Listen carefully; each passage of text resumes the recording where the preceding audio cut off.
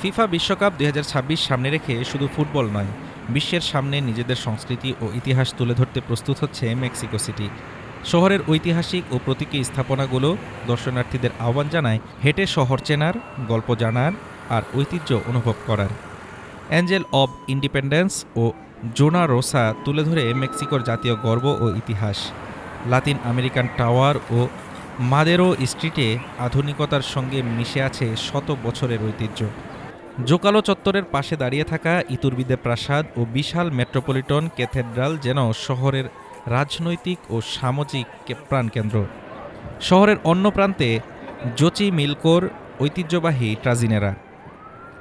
সাংস্কৃতিক পরিবেশের জন্য পরিচিত কুয়াওকান এবং ইউনেস্কো স্বীকৃত সিউদাদ উনিভার্সিতারিয়া সব মিলিয়ে মেক্সিকো সিটির বৈচিত্র্য ফুটে ওঠে।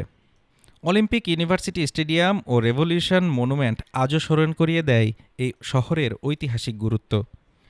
আগামী ১১ জুন থেকে ১৯ জুলাই পর্যন্ত মেক্সিকো, যুক্তরাষ্ট্র ও কানাডায় অনুষ্ঠিত হতে যাওয়া ফিফা বিশ্বকাপ ২০২৬ মেক্সিকো সিটির জন্য শুধু একটি ক্রীড়া আয়োজন নয়, বরং বিশ্বকে নিজেদের সংস্কৃতি, ইতিহাস আর আতিথেয়তার পরিচয় করিয়ে দেওয়ার বড় সুযোগ।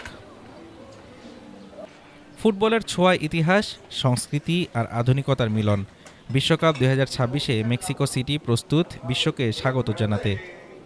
Desk report, Dhaka today.